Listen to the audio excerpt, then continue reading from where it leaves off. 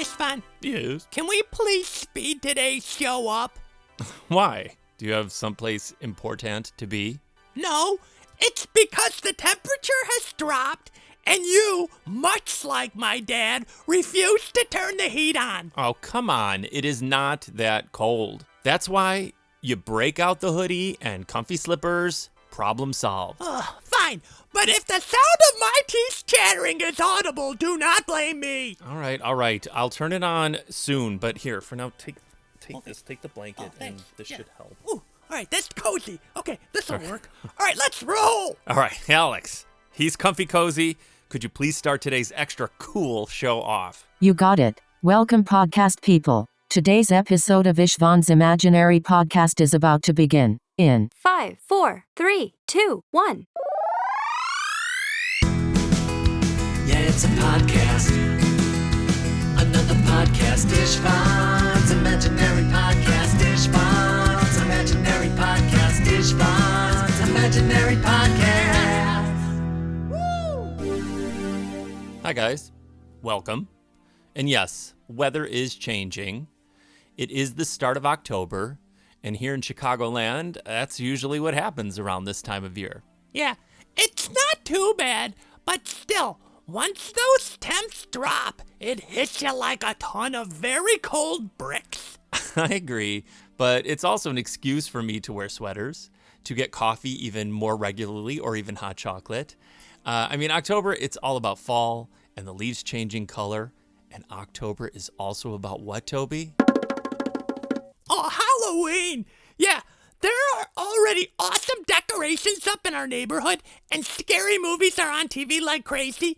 I have to admit, the change in weather is the perfect addition to one of the best holidays ever. You are correct, Toby, because it is the greatest. Oh, that reminds me, my special feature today adds yet another reason as to why October is one of the best months of the year. Oh, really? As if there needs to be another reason. What is it? Well, Istvan, October just so happens to be National Book Month. National Book Month is a month-long celebration that focuses on the importance of reading, writing, and literature. The ultimate goal of National Book Month is to encourage reading, which can help you develop better vocabulary, improve memory, expand knowledge, and lower stress.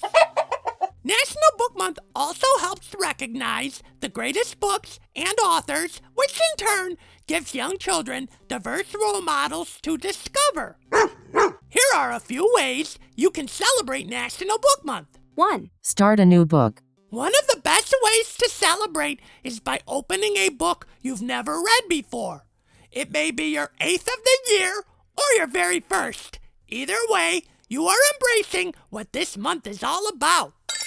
2. Share an old book. There are so many powerful, funny, touching, and life-changing books out there. Take one of your favorites and share it with someone. 3. Post it on social media. Use hashtag National Book Month to let your friends and followers know what you're reading and why, and encourage them to do the same. So happy National Book Month out there, you bookworms, and back to you, Istvan. Awesome job.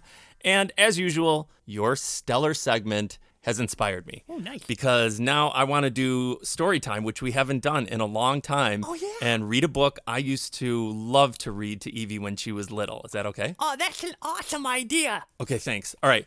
Let me go look for that book. And while I do, Alex, can you please play Mr. Moon Song, which was inspired by the lovely Eric Carle story, Papa, Please Get the Moon for Me. All right, I'll be right back, you guys. I'm going to look for it. Here is Mr. Moon's song from Istvan's children's album, Sweet.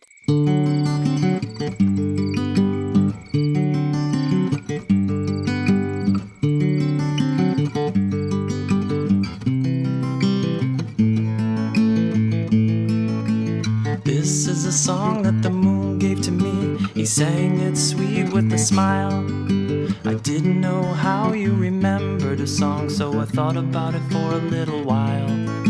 I thought you could keep all the sounds and the words, keep all the bits and the parts, locked in a drawer in a box on the floor. But the moon said, you're silly, just keep it in your heart.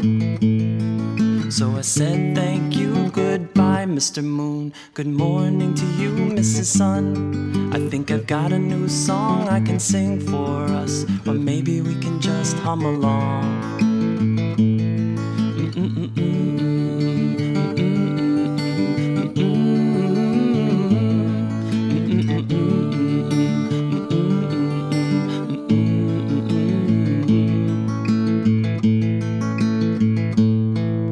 Before we could finish, Mr. Moon came back. He said, why aren't you singing my song? I said, I can't remember the words that you sang. He said, oh, you're so silly, it's not very long. It goes like this. While the sun shines bright and the moon's still free, there is nothing better than a little you and me. While the sun shines bright and the moon's still free, there is nothing better than a little you and me. While the sun shines bright and the moon's still free, there is nothing better than a little you and me. While the sun shines bright and the moon's still free, there is nothing better than a little you and me. Oh, I agree.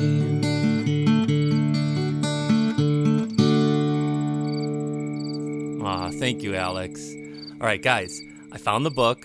Okay, and in honor of National Book Month, I'd like to read one of the bedtime stories that Evie really enjoyed when she was small. Books were the main way I could get her to slow down, start to calm herself, and ease into finally falling asleep.